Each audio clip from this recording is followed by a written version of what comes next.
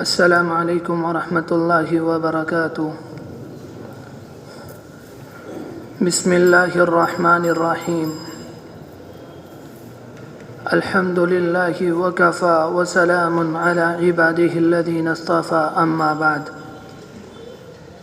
اعوذ باللہ من الشیطان الرجیم، بسم اللہ الرحمن الرحیم۔ من عمل صالحا من ذکر او انثی وهو مؤمن فلنحینہ حیاة طیبہ ولنجزینہم اجرہم باحسن ما كانوا یعملون۔ صدق اللہ العظیم۔ وقد قال النبی صلی اللہ علیہ وآلہ وسلم: رب قارئ یقرأ القرآن والقرآن یلعنہ، او کما قال علیہ الصلاۃ والسلام۔ بہت ہی عزت و احترام کے مستحق میرے بزرگوں، قابل قدر دینی اور ایمانی بھائیوں، جو آیت ابھی میں نے آپ کے سامنے پڑھی، اس میں اللہ تبارک و تعالی بیان فرماتے ہیں: من عمل صالحا، جو کوئی بھی نیک اعمال کرے، من ذکر او انثی، چاہے وہ مرد ہو یا عورت ہو، وہو مؤمن، شرط ہے کہ وہ ایمان والا ہونا چاہیے، فلنحینہ حیاة طیبہ، ہم اسے ضرور بھی ضرور پاکیزہ زندگی عطا کریں گے۔ اس آیت میں ایمان اور نیک زندگی، عمل صالح کے ساتھ اللہ تبارک و تعالی کی جانب سے پاکیزہ زندگی ملنے کی خوشخبری ہے۔ دنیا کا ہر انسان چاہتا ہے کہ مجھے پاکیزہ زندگی ملے۔ کوئی انسان یہ نہیں چاہتا کہ میری زندگی ناپاک ہو، میری زندگی جوئے والی ہو، میری زندگی شراب والی ہو، میری زندگی حرام کاری اور مکاری والی ہو، میری زندگی بدنگاہی والی ہو۔ ہر انسان چاہتا ہے کہ میری زندگی پاک ہو، جس میں جوا بھی نہ ہو، جس میں حرام کاری بھی نہ ہو، جس میں شراب بھی نہ ہو۔ میری زندگی ایسی ہو جس کے اندر نماز ہو، میری زندگی ایسی ہو جس کے اندر روزہ ہو، جس کے اندر قرآن مجید کی تلاوت ہو، جس کے اندر صدقہ اور خیرات کیا جائے۔ ہر انسان چاہتا ہے کہ میری زندگی شاندار ہو، پاکیزہ ہو۔ تو اس آیت میں فرمایا: جو کوئی انسان ایمان والو، اگر تم اپنی زندگی کے اندر نیک کام کرو گے، اللہ تبارک و تعالی تمہیں پاکیزہ زندگی عطا فرمائیں گے۔ دنیا کے اندر اگر کوئی انسان کامیابی چاہتا ہے کہ میں کامیاب ہو جاؤں اور مجھے ناکامی نہ ملے، قرآن مجید کے اندر فرمایا گیا: قد افلح المؤمنون، تحقیق کے کامیاب ہو گئے مؤمنین، الذین هم فی صلاتهم خاشعون، مؤمنین بھی وہ جو اپنی نماز خشوع اور خضوع کے ساتھ ادا کرتے ہیں، جو بہت شاندار طریقے سے نماز پڑھتے ہیں، جو بالکل اس طرح سے نماز پڑھتے ہیں جس طرح سے پیغمبر علیہ السلام بیان کر کے گئے، جس طرح سے صحابہ اکرام کو آپ نے نماز پڑھ کر دکھائی، جو آرام سے خشوع اور خضوع کے ساتھ نماز پڑھتے ہیں، جو جب نماز پڑھتے ہیں تو ان کے دل میں اللہ کا خوف ہوتا، جس وقت وہ نماز پڑھ رہے ہوتے ہیں ان کے دل میں مال کی محبت نہیں ہوتی، ان کے دل میں بیوی بچوں کے خیالات نہیں آتے، ان کے دل میں صرف اللہ کی یاد اور اللہ کا خوف ہوتا ہے۔ ایسے مومنین کے بارے میں فرمایا گیا: یہ کامیاب ہو گئے جن کی نماز اچھی ہے۔ اور فلاح کا لفظ کہتے ہیں ایسی کامیابی جس کے بعد ناکامی نہ ہو،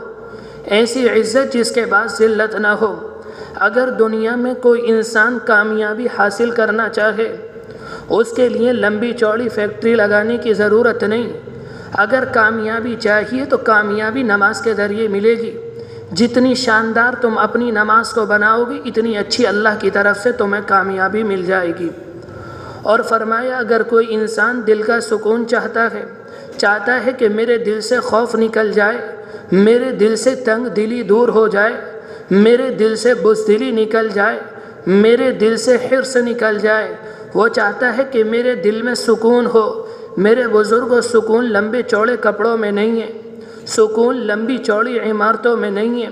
سکون کوٹھی اور بنگلے میں نہیں ہے، سکون ایئر کنڈیشن حال میں نہیں ہے۔ قرآن مجید میں فرمایا گیا الا بذکر اللہ تطمئن القلوب، اگر کوئی انسان دل کا سکون چاہتا ہے تو اسے اللہ کو یاد کرنا پڑے گا۔ جب انسان اللہ کو یاد کرے گا تو انسان کے دل میں اپنے آپ سکون آ جائے گا۔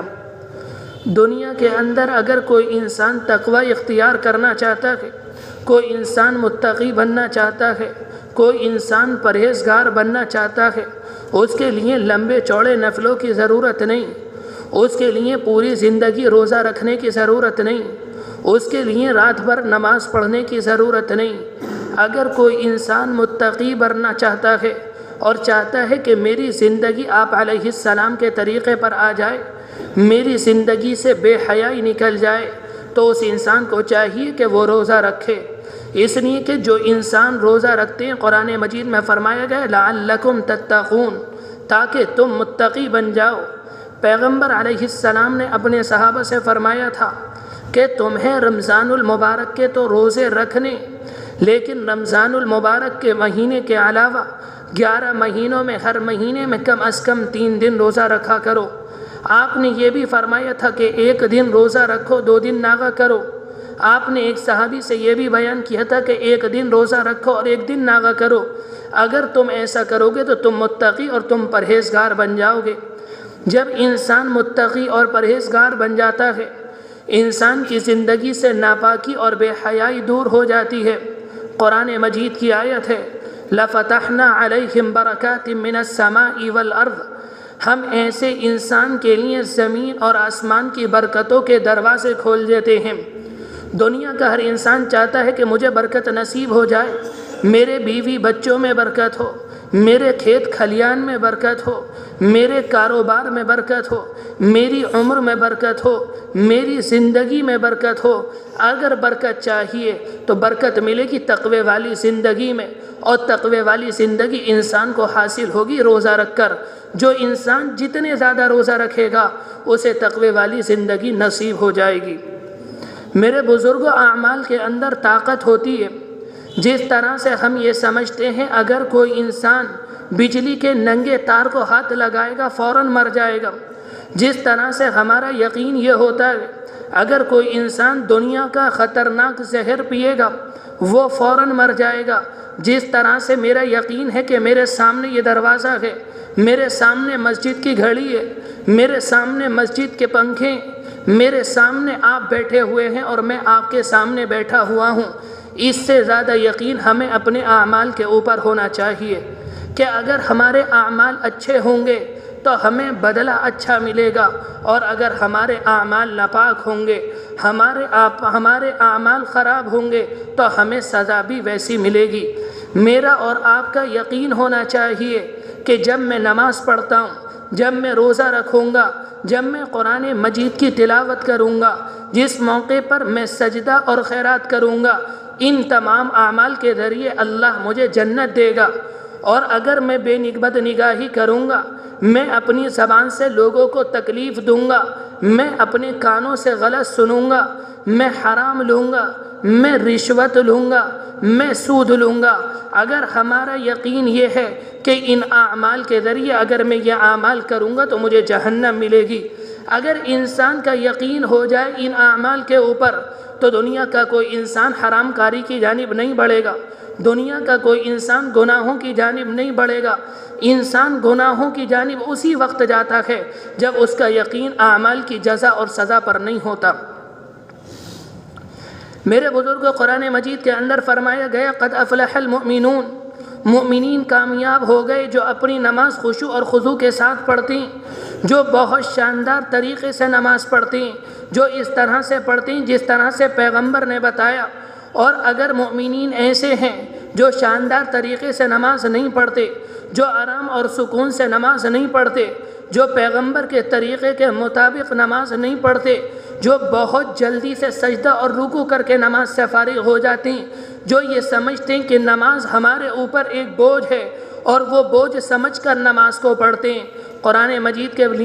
مجید میں فرمایا گیا ایسے لوگوں کے بارے میں فویل للمصلین، ہلاکت ہے نمازیوں کے لیے، الذین هم عن صلاتهم ساہون، جو اپنی نماز کے اندر غفلت برتتے ہیں۔ اگر نماز شاندار طریقے سے پڑھی جائے گی تو پھر یہی نماز انسان کو جنت میں لے کر جائے گی، اور یہی نماز اگر خراب طریقے سے پڑھی جائے گی، تیزی سے پڑھی جائے گی، دنیا کے خیالات کے ساتھ پڑھی جائے گی، پھر انسان کو یہ نماز جہنم کے اندر لے جائے گی۔ دنیا کے اندر کتنے لوگ ایسے ہیں جنہوں نے قرآن مجید کو یاد کیا، انہوں نے قرآن مجید کو اپنے سینے کے اندر محفوظ کر لیا، اور وہ لوگ قرآن مجید کے مطابق زندگی گزارتے ہیں۔ جب یہ حفاظ کل قیامت میں جائیں گے، جنہوں نے اپنی زندگی قرآن مجید کے مطابق پڑھی ہوگی، جنہوں نے قرآن مجید کو دنیا میں ٹھہر ٹھہر کر پڑھا ہوگا، جس طرح سے پیغمبر علیہ السلام نے بتایا اس طرح سے پڑھا ہوگا، اور اس طریقے سے قرآن مجید کے اوپر عمل کیا ہوگا، کل ان حفاظ سے کہا جائے گا کہ قرآن مجید پڑھتے جاؤ اور جنت کے درجات چڑھتے جاؤ، اور اس طرح سے ٹھہر ٹھہر کر پڑھو جس طرح سے تم دنیا میں ٹھہر کر پڑھتے تھے۔ لیکن کچھ قاری وہ ہوں گے جنہوں نے قرآن مجید کو بہت تیز پڑھا ہوگا، جنہوں نے قرآن مجید کا مذاق بنا کے رکھ دیا ہوگا، جنہوں نے قرآن مجید کے مطابق زندگی نہیں گزاری ہوگی، جو قرآن مجید اتنی تیز پڑھتے ہوں گے نہ ان کی سمجھ میں آئے نہ سننے والوں کی سمجھ میں آئے۔ حدیث شریف کے اندر آتا ہے کہ رب قارئ یقرأ القرآن والقرآن یلعنہ، کتنے قرآن مجید کے پڑھنے والے ایسے ہیں جس موقع پر وہ قرآن مجید پڑھ رہے ہوتے ہیں تو قرآن ان کے اوپر لعنت کر رہا ہوتا ہے۔ میرے بزرگوں، اگر قرآن کو قرآن مجید کے مطابق پڑھا جائے گا اور ٹھہر ٹھہر کر پڑھا جائے گا، یہی قرآن انسان کو جنت میں لے کر جائے گا، اور اگر قرآن مجید کو بے حرمتی کے ساتھ پڑھا جائے گا، قرآن مجید کو گھسیٹ کر پڑھا جائے گا، یہی قرآن مجید انسان کو کل جہنم میں لے کر چلا جائے گا۔ قرآن مجید کے اندر فرمایا من عمل صالحا من ذکر او انثی، جو انسان شاندار طریقے سے زندگی گزارتے ہیں، اللہ تبارک و تعالی فرماتا ہے کہ دنیا میں ان کا بدلہ یہ ہے فَلَنُحْيَنَّهُ حَيَاةً طَيِّبَةً، ہم انہیں پاکیزہ زندگی عطا کریں گے، ان کی زندگی میں سکون ہوگا، لیکن اور جب وہ قیامت میں چلے جائیں گے ان کا بدلہ ہوگا وَلَنَجْزِيَنَّهُمْ أَجْرَهُمْ بِأَحْسَنِ مَا كَانُوا يَعْمَلُونَ، دنیا کے اندر انہوں نے جو نیک اعمال کیے اس سے بڑھ کر اللہ انہیں اپنے شان عالی کے مطابق بدلہ عنایت فرمائے گا۔ لیکن قرآن مجید کے اندر اللہ فرماتا ہے یہ تو وہ لوگ ہیں جنہوں نے نیک کام کیے، لیکن کچھ لوگ ایسے ہوں گے جنہوں نے اللہ کے احکام کا خیال نہیں رکھا ہوگا، جنہوں نے محمد الرسول اللہ کی شریعت کا خیال نہیں رکھا ہوگا، جنہوں نے قرآن مجید سے منہ موڑ کر زندگی گزاری ہوگی، جو نماز نہیں پڑھتے ہوں گے، جو زکوٰۃ نہیں دیتے ہوں گے، جو روزہ نہیں رکھتے ہوں گے، جو حرام کاری میں لگے رہتے ہوں گے، جو جوئے میں لگے رہتے ہوں گے، جو بدنگاہی کرتے رہیں گے، ان کے بارے میں فرمایا من اعرض عن ذکری، اگر کوئی میری یاد سے منہ موڑے گا فإن له معیشة ضنکا، ہم اس کی معیشت کو، ہم ان کے رزق کو تنگ کر دیں گے۔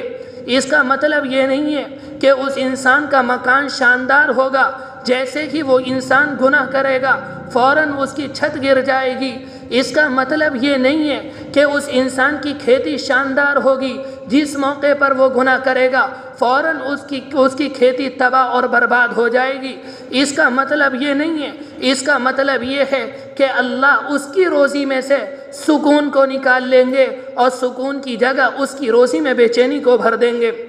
وہ انسان اپنی بیوی کے پاس جائے گا، وہ انسان اپنے بچے کے پاس جائے گا، لیکن اسے سکون نہیں ملے گا۔ وہ اپنے دوست و احباب کے پاس جائے گا، اس انسان کو سکون نہیں ملے گا۔ اللہ کہتا ہے کہ جو ہم سے منہ موڑے گا ہم اس انسان کے دل کے اندر حس پیدا کر دیں گے۔ اگر وہ ایک پیسہ اللہ کے راستے میں خرچ کرے گا اس انسان کو افسوس ہوگا، اسے اپنے اوپر اللہ کے راستے میں خرچ کرنا ایک بہت بڑا بوجھ ہوگا، اور اس کی ہر وقت تمنا یہ ہوگی کہ مجھے یہ بھی مل جائے، مجھے یہ بھی مل جائے۔ اسے کہیں سکون نہیں ملے گا، اس لیے کہ جب اللہ نے اس کی نافرمانی کی اللہ نے اس کے رزق میں سے سکون کو نکال لیا۔ یہ تو اس کی دنیاوی سزا ہوگی کہ دنیا میں اسے کہیں سکون نہیں ملے گا، آخرت میں اس کی سزا یہ ہوگی۔ قرآن مجید کا جملہ ہے وَيَوْمَ نَحْشُرُهُ يَوْمَ الْقِيَامَةِ أَعْمَى، قیامت میں ہم اس انسان کو اندھا بنا کر کھڑا کریں گے، یہ انسان اندھا ہوگا، اللہ اس سے کہے گا تم نے دنیا میں میرے احکام سے منہ موڑا، تم نے دنیا میں میرے رسول کی شریعت سے منہ موڑا، تم نے دنیا میں قرآن مجید سے منہ موڑا، تم نے ان تمام چیزوں سے اپنی آنکھوں کو بند کر رکھا، آج قیامت میں ہم تمہاری آنکھوں کو بند کر دیں گے۔ قیامت میں اللہ اس انسان کو اندھا کھڑا کرے گا۔ میرے بزرگوں، جیسے اعمال ہوں گے، اعمال اچھے ہوں گے بدلہ اچھا ملے گا، اور اگر اعمال خراب ہوں گے تو بدلہ سزا بھی انسان کی ویسی ہی ہوگی۔ میرے بزرگوں، دنیا کے اندر لوگ یہ بات کہتے ہیں کہ جیسا بدلہ، اور قرآن مجید کے اندر قیامت کے دن کو یوم التغابن کہا کہ یہ دن بندے کے لیے ہار اور جیت کا ہوگا۔ اس دن یا تو بندہ زندگی کی بازی جیت جائے گا یا زندگی کی بازی ہار جائے گا، لیکن افسوس اس بات پر ہوتا ہے ہم اس دن کے آنے کے بارے میں جسے پیغمبر بتا کر گئے، یہ دن آنا ہے اور یہ دن اس دن میں دنیا کے تمام انسانوں کو جمع ہونا ہے، ہم اس دن کے لیے کوئی غور و فکر نہیں کرتے۔ ہماری دنیا میں اپنی ساری جد و جہد دنیا کے لیے ہوتی ہے، کہیں کھانوں کے اوپر کوششیں، کہیں شادی کے اوپر توجہ، کہیں الیکشن کے اوپر توجہ، جو آخرت میں ذرہ برابر انسان کے کام نہیں آئے گا۔ جو زندگی، جو اعمال آخرت میں انسان کے کام آئیں گے، انسان اس جانب توجہ نہیں دیتا۔ دنیا میں انسان نماز کی جانب توجہ نہیں دیتا، انسان روزے کے اوپر توجہ نہیں دیتا۔ میرے بزرگوں، یہ وہ اعمال ہیں جو کل قیامت میں کام آئیں گے، اس کے علاوہ کوئی اور اعمال انسان کے کام نہیں آئیں گے۔ دنیا کے اندر کتنے لوگ ہیں جو یہ کہتے ہیں اگر نماز پڑھیں گے فیصلہ اچھا ہوگا، تو وہ لوگ یہ کہتے ہیں دنیا کے اندر جو خراب لوگ ہیں اور دنیا کے اندر جو اچھے لوگ ہیں، حالات ان کے اوپر آتی، کھیتیاں ان کی بھی خراب ہوتی، انتقال ان کے گھر میں بھی ہوتے ہیں، پریشانیاں ان کے گھر میں بھی ہوتی ہیں۔ وہ لوگ یہ کہنا چاہتے ہیں دنیا کے اندر جو نیک لوگ ہیں ان کے اوپر حالات نہیں آنے چاہیے، دنیا کے اندر جو خراب لوگ ہیں، دنیا کے اندر جو نافرمان لوگ ہیں ان کے اوپر حالات آنے چاہیے۔ میرے بزرگوں، حالات دنیا میں دونوں کے اوپر آتے ہیں، حالات اچھے لوگوں کے اوپر بھی آتے ہیں اور حالات خراب لوگوں کے اوپر بھی آتے ہیں۔ ظاہراً دیکھنے میں حالات ایک سے معلوم ہوتے ہیں، مگر حقیقت میں زمین اور آسمان کا فرق ہوتا ہے۔ قرآن مجید کے اندر فرمایا جو حالات کافر کے اوپر آتے ہیں، جو حالات نافرمان کے اوپر آتے ہیں، قرآن مجید میں اللہ نے اس کے لیے عذاب کا لفظ استعمال کیا، وَلَنُذِيقَنَّهُم مِّنَ الْعَذَابِ الْأَدْنَىٰ دُونَ الْعَذَابِ الْأَكْبَرِ لَعَلَّهُمْ يَرْجِعُونَ۔ اللہ کہتا ہے کہ بڑے عذاب سے پہلے دنیا میں ہم انہیں چھوٹے چھوٹے عذاب کا مزہ چکھاتے رہیں گے تاکہ وہ ہماری طرف پلٹ کر آ جائے۔ لیکن دنیا کے اندر جو نیک لوگ ہوتے ہیں ان کے اوپر جو حالات آتے ہیں، ان کے اوپر جو تکلیفیں آتی ہیں، اللہ نے ان کے لیے آزمائش کا لفظ استعمال کیا۔ قرآن مجید میں فرمایا گیا وَلَنَبْلُوَنَّكُمْ بِشَيْءٍ مِّنَ الْخَوْفِ وَالْجُوعِ وَنَقْصٍ مِّنَ الْأَمْوَالِ وَالْأَنفُسِ وَالثَّمَرَاتِ وَبَشِّرِ الصَّابِرِينَ۔ اللہ کہتا ہے کہ ہم تمہیں آزمائیں گے، کبھی بھوک کے ذریعے، کبھی تمہارے مالوں میں کمی کر کے، کبھی تمہاری جانوں میں کمی کر کے، کبھی تمہارے اوپر خوف مسلط کر کے۔ اللہ کہتا ہے کبھی ہم تمہارے اوپر خوف کو مسلط کر دیں گے، اور اس حال میں دیکھیں گے کہ جب تمہارے اوپر خوف ہوگا، تمہارا دل لرز رہا ہوگا کہ تم پیغمبر علیہ السلام کی شریعت کو مضبوطی سے پکڑو گے، تمہارے سر اس موقع پر اللہ کے آگے جھکے گا، یا تمہارا سر اس موقع پر کسی الیکشن کے آگے جھکے گا، کہ تمہارا سر کسی بڑے انسان کے آگے جھکے گا۔ اللہ کہتا ہے کبھی ہم تمہاری جانوں میں کمی کریں گے، تمہارے باپ کو اٹھا لیں گے، تمہاری ماں کو اٹھا لیں گے، تمہاری بیوی اور بچے کو اٹھا لیں گے۔ اس موقع پر ہم تمہارا امتحان لیں گے کہ تمہاری زبان پہ انا للہ کا جملہ آتا ہے یا تمہاری زبان پر کچھ اور شکوہ آتا ہے۔ اسی طرح سے اللہ کہتا ہے ہم تمہارے مال میں کمی کریں گے، ہم دیکھیں گے جس موقع پر ہماری نعمتوں کو تم وصول کرتے تھے، اس موقع پر تم ہمارا شکر ادا کرتے تھے، آج ہم نے تم سے اپنی نعمتوں کو روک لیا۔ جب ہم نے تم سے اپنی نعمتوں کو روکا، ہم دیکھیں گے اس موقع پر تم صبر کرتے ہو یا لوگوں میں بیٹھ کر ہمارے شکوے اور شکایتیں کرنی شروع کر دیتے ہو۔ ان تمام حالات جب یہ مومنین پر آئیں گے اور مومنین اس میں ثابت قدم رہیں گے تو قرآن مجید کے اندر کہا گیا وَبَشِّرِ الصَّابِرِينَ، اے پیغمبر انہیں خوشخبری دے دیجئے، صبر کرنے والوں کو خوشخبری دے دیجئے، ان صبر کرنے والوں کو جنت کی خوشخبری دے دی جاتی ہے۔ میرے بزرگ، ہم جو یہ کہتے ہیں کہ حالات نافرمانوں پر آنے چاہیے، حالات فرما برداروں پر نہیں آنے چاہیے۔ اللہ کے ایک پیغمبر تھے جن کا نام یعقوب علیہ السلام تھا، اللہ نے ان کے اوپر حالات بھیجے، ان کے اوپر آزمائش بھیجی، ان کی جائیداد ختم ہو گئی، ان کے باغات ختم ہو گئے، ان کی زندگی میں ان کی بیوی بچے فوت ہو گئے اور وہ خود ایک بیماری کے اندر مبتلا ہو گئے۔ اللہ کہتا ہے کہ جس موقع پر ان کے اوپر یہ آزمائش آئیں، اِنَّا وَجَدْنَاهُ صَابِرًا، ہم نے اپنے بندے کو صبر کرنے پایا، صبر کرنے والا پایا۔ نعم العبد، وہ ہمارا کیا ہی شاندار بندہ تھا، اِنَّهُ اواب، ایسی حالت میں بھی وہ ہماری طرف رجوع کرتا تھا۔ میرے بزرگ، حالات دونوں کے اوپر آتے ہیں، ظاہراً دیکھنے میں ایک جیسے نظر آتے ہیں مگر حقیقت میں دونوں میں زمین اور آسمان کا فرق ہوتا ہے۔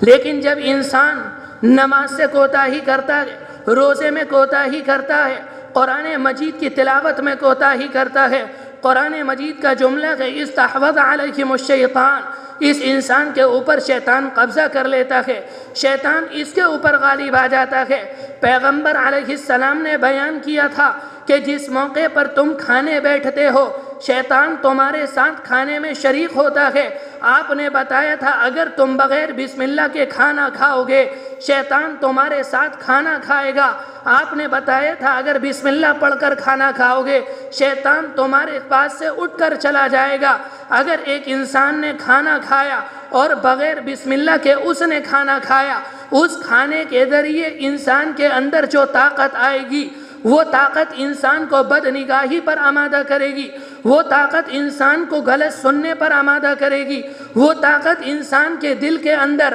غلط جذبات پیدا کرے گی۔ اس لیے کہ اس انسان نے جو کھانا کھایا ہے اس کھانے میں شیطانی اثر شامل ہو گیا۔ لیکن اگر ایک بندہ بسم اللہ پڑھ کر کھانا کھاتا ہے شیطان اس کے ساتھ کھانے میں شریک نہیں ہوتا، اس کھانے سے بندے کے اندر جو طاقت آئے گی وہ بدنگاہی کے اوپر آمادہ نہیں کرے گی، وہ بندے کو نماز پڑھوائے گی، وہ بندے کے اندر روزہ رکھوائے گی، وہ بندے سے قرآن مجید کی تلاوت پر کروائے گی۔ اس لیے کہ جب اس نے بسم اللہ پڑھی اس کھانے کے اندر اللہ کی برکت شامل ہو گئی، اب یہ انسان گناہ کے قریب نہیں جائے گا۔ پیغمبر علیہ السلام نے بیان کیا تھا کہ جس موقع پر تم رات میں اپنے دروازے کو لاک کرو، جس موقع پر تم اپنے دروازے کو بند کرو اس موقع پر بسم اللہ پڑھ لو۔ اگر تم بسم اللہ پڑھو گے تو شیطان تمہارے گھر میں داخل نہیں ہوگا، اور اگر بغیر بسم اللہ کے تم اپنے دروازے کو بند کرو گے تو شیطان تمہارے گھر میں داخل ہوگا۔ اگر تم نے بغیر بسم اللہ کے اپنے دروازے کو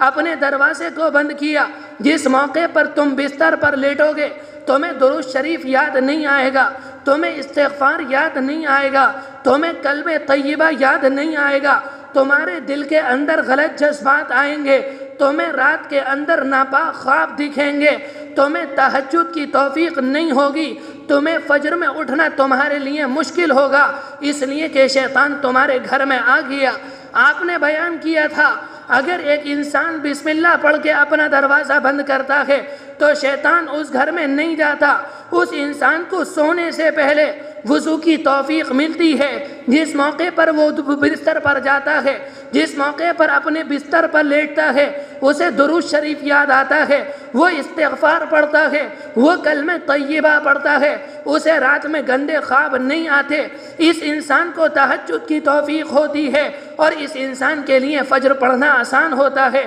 اس لیے کہ اس گھر میں اس نے اپنے گھر کے دروازے کو بسم اللہ پڑھ کر بند کیا، اس وجہ سے اس کے گھر میں شیطان داخل نہیں ہوا۔ پیغمبر علیہ السلام نے بیان کیا تھا کہ رات میں تمہارے برتن اگر کھلے ہوئے ہوں، جیسے رات میں کسی برتن میں دودھ ہوتا ہے یا کھانے کی کوئی اور چیز ہوتی ہے، آپ نے بیان کیا تھا کہ جب تم رات کو سونے چلو اپنے برتنوں کو بسم اللہ پڑھ کر ڈھانپ دیا کرو۔ حدیث شریف میں آتا ہے کہ سال میں ایک رات ایسی آتی ہے کہ اس رات میں آسمان سے بلائیں آتی ہیں، آسمان سے بیماریاں آتی ہیں، آسمان سے امراض اترتے ہیں۔ اگر وہ برتن بند نہیں کیا جاتا وہ بیماری کھانے کے اندر چلی جاتی ہے، پھر انسان اس کھانے کو کھاتا ہے، کھانے کے نتیجے میں انسان بیمار ہو جاتا ہے۔ آپ نے فرمایا تھا اگر تمہارے پاس ڈھکنے کے لیے کوئی چیز نہ ہو تو تم ایک ٹہنی لینا، ایک ڈنڈی لینا اور بسم اللہ پڑھ کر اس ڈنڈی کو رکھ دینا۔ اس طرح سے وہ بیماریاں تمہارے کھانے کی چیزوں میں شامل نہیں ہوں گی، انہیں استعمال کرنے کے بعد تم بیمار نہیں ہوگے۔ آپ علیہ السلام نے بسم اللہ کی برکتیں بتائیں۔ آپ نے کہا جب تم گھر میں سے نکلو بسم اللہ پڑھ لو، جب تم کاروبار میں جاؤ تو بسم اللہ پڑھ لو، جب تم مسجد میں جاؤ، جب تم بیت الخلا میں جاؤ بسم اللہ پڑھ لو، تم دنیا کے ہر شرور و فتن سے محفوظ رہو گے۔ میرے بزرگوں ہم سے اتنا بھی نہیں ہوتا۔ آپ علیہ السلام نے ایک موقع پر خواب دیکھا اور اس خواب میں آپ کو جہنم کے حالات دکھائے گئے۔ ترمذی شریف کی روایت ہے، اگلے دن آپ صحابہ اکرام کے مجمع میں بیٹھے تھے، آپ نے صحابہ اکرام سے بیان کیا کہ آج رات مجھے جہنم کے حالات دکھائے گئے۔ میں نے دیکھا کہ انسان کو قبر میں لٹایا گیا، لٹانے کے بعد جیسے ہی لوگ دفن کر کے اسے ہٹے، قبر کے فرشتے عذاب لے کر آئے، عذاب قبر شروع ہونے والا تھا، قریب تھا کہ اس انسان کو اپنی لپیٹ میں لے لے، لیکن دنیا کے اندر اس انسان نے شاندار طریقے سے وضو کیا تھا، اس کا وضو کا عمل آیا، اس نے عذاب قبر کو پیچھے ہٹا دیا۔ میرے بزرگوں اگر دنیا کے اندر کوئی انسان شاندار طریقے سے وضو کرے گا، پیغمبر علیہ السلام نے صحابہ اکرام کو وضو کر کے دکھایا تھا، صحابہ اکرام نے تابعین کو وضو کر کے دکھایا تھا کہ پیغمبر علیہ السلام اس طرح سے وضو کرتے تھے، اور وہ وضو آج تک نسل در نسل ہمارے پاس چلا آ رہا ہے۔ اگر ہم اس طرح سے دعا پڑھیں گے جس طرح سے پیغمبر دعا پڑھتے تھے، اور ہم تسلی کے ساتھ آرام سے وضو کریں گے، اعضاء کو مل مل کر دھوئیں گے، یہ وضو کل انسان کو قبر کے عذاب سے بچائے گا۔ پھر آپ نے فرمایا تھا میں نے دیکھا کہ ایک انسان قیامت میں کھڑا ہے اور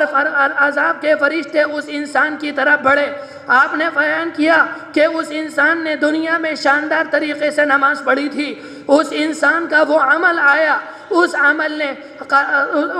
نے عذاب کے فرشتوں کو دھکیل دیا۔ میرے بزرگوں اگر دنیا میں کوئی انسان شاندار طریقے سے نماز پڑھے گا، تیزی کے ساتھ نماز نہیں پڑھے گا، نماز کے بارے میں حدیث جبرائیل کے اندر فرمایا گیا ان تعبد اللہ کأنک ترا فإن لم تکن ترا فإنہ یراک، کہ تمہاری نماز کے اندر یہ کیفیت ہونی چاہیے کہ تم اپنی نگاہوں سے اپنے مالک حقیقی کو دیکھ رہے ہو۔ اگر تمہاری یہ کیفیت نہیں، تمہارے دل کے اندر یہ یقین ہونا چاہیے جس موقع پر میں نماز پڑھ رہا ہوں میرا مالک مجھے دیکھ رہا ہے۔ جب تم نماز پڑھو تمہارے دل کے اندر اللہ کا خوف ہونا چاہیے، تمہارے دل میں کسی اور چیز کی آرزو اور تمنا نہیں ہونی چاہیے۔ اگر انسان ایسی نماز پڑھے گا یہ نماز کل عذاب کے فرشتوں کو پیچھے دھکیل دے گی۔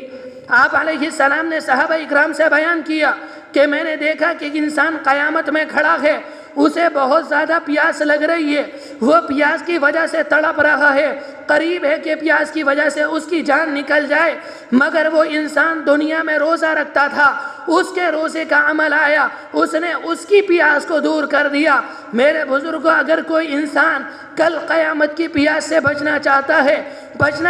ہے اسے چاہیے کہ دنیا کے اندر جتنے زیادہ روزہ رکھ سکے اتنے روزہ رکھے، جتنا وہ روزہ رکھے گا قیامت میں اس کا یہ عمل اسے پیاس سے بچا لے گا۔ آپ علیہ السلام نے فرمایا کہ میں نے دیکھا قیامت میں ایک انسان کھڑا ہے، اس کے اوپر خوف طاری ہے، اس کے اوپر وحشت طاری ہے، وہ انسان گھبرا رہا ہے، وہ انسان کانپ رہا ہے، کوئی اس کا حال پوچھنے والا نہیں، مگر وہ دنیا میں صلہ رحمی کرتا تھا، اس کا وہ عمل آیا، اس نے اس کی اس وحشت کو دور کر دیا۔ آپ نے فرمایا کہ دنیا کے اندر صلہ رحمی کیا کرو۔ صلہ رحمی کہتے ہیں رشتہ داروں کے ساتھ اچھا سلوک کرنا، پڑوسیوں کے ساتھ اچھا سلوک کرنا، غریبوں کے ساتھ اچھا سلوک کرنا، مسافروں کے ساتھ اچھا سلوک کرنا، یہ صلہ رحمی کہلاتا ہے۔ آپ علیہ السلام نے فرمایا میں نے دیکھا کہ ایک انسان جہنم کے دہانے پر کھڑا ہے، جہنم کی لپٹیں اٹھ رہی ہیں،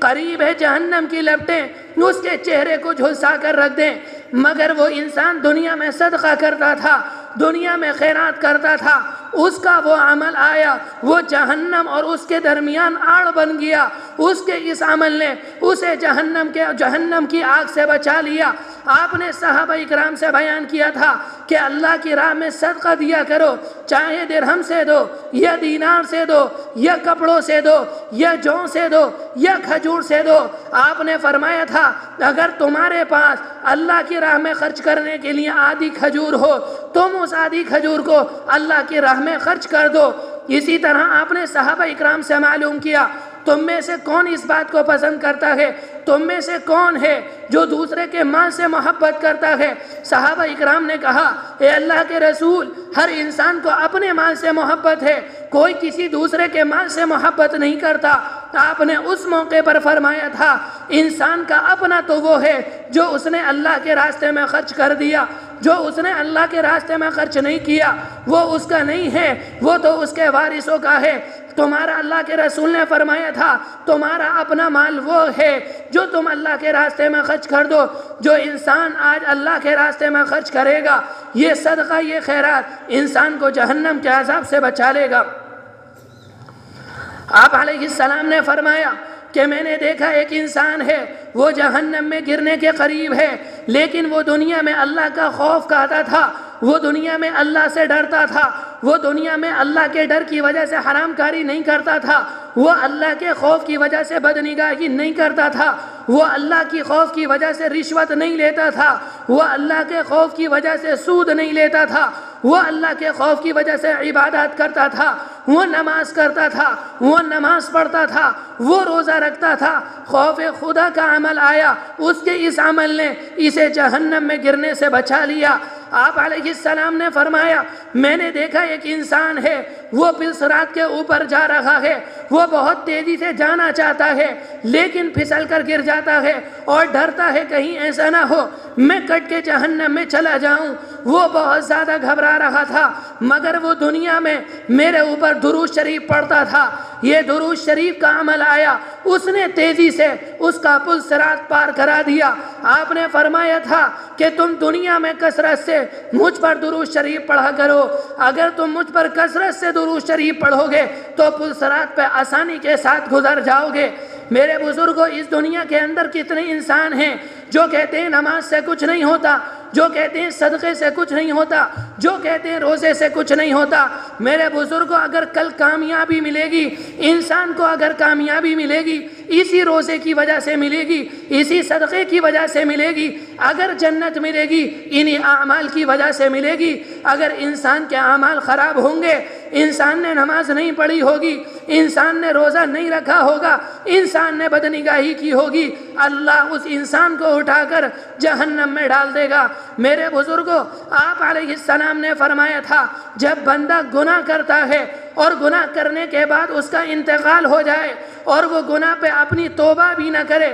وہ استغفار بھی نہ کرے، تو قیامت میں اس کے ہر گناہ پر 4 گواہ ہوں گے، فرشتے اس کے گواہ ہوں گے، اے اللہ اس نے گناہ کیا تھا، دوسرے گواہ اس کے اعضا ہوں گے۔ آنکھ کہے گی اے اللہ اس نے مجھ سے بدنگاہی کی تھی، اس کے کان کہیں گے اے اللہ اس نے مجھ سے غلط سنا تھا، اس کی زبان کہے گی اے اللہ اس سے مجھ سے غیبت کرتا تھا، اس کے ہاتھ کہیں گے اے اللہ ان پیسوں سے حرام لیتا تھا، ان پیسوں سے، ان ہاتھوں سے رشوت لیتا تھا، ان ہاتھوں سے سود لیتا تھا، اس کے پیر کہیں گے اے اللہ ان قدموں سے یہ غلط جگہ پر جاتا تھا۔ تیسری گواہ زمین ہوگی، زمین کہے گی اس نے اس جگہ کھڑے ہو کر بدنگاہی کی تھی، اے اللہ اس نے میرے اوپر کھڑے ہو کر زناکاری کہی تھی۔ زمین کہے گی اے اللہ اس نے میرے اوپر کھڑے ہو کر شراب پی تھی، اور چوتھے گواہ اس انسان کا نامہ اعمال ہوگا۔ لیکن آپ نے فرمایا تھا اگر انسان گناہ کرے، گناہ کرنے کے بعد توبہ کر لے، اللہ سے استغفار کرے، اللہ فرشتوں کو گناہ بھلا دے گا، اللہ اس کے اعضاء کو بھلا دے گا، اللہ زمین کو گناہ بھلا دے گا اور اس کے نامہ اعمال سے اس کے گناہ کو مٹا دے گا، اور وہ اللہ سے اس حال میں ملے گا کہ اس کے نامہ اعمال میں کوئی گناہ نہیں ہوگا۔ میرے بزرگوں، اگر آج کسی سے غلطی ہو گئی، کسی سے گناہ ہو گیا، وہ اپنے گناہ پر توبہ کرے، وہ استغفار کرے، وہ اللہ کے سامنے نادم اور شرمندہ ہو۔ جب بندہ شرمندہ ہو کر اللہ کے سامنے ندامت کے آنسو بہاتا ہے، توبہ اور استغفار کرتا ہے، اللہ اس کے گناہ کو معاف کر دیتا ہے۔ اللہ تبارک و تعالی ہماری خطاؤں کو معاف فرمائے، نیک اعمال کرنے کی توفیق نصیب فرمائے۔ وآخر دعوانا ان الحمد للہ رب العالمین۔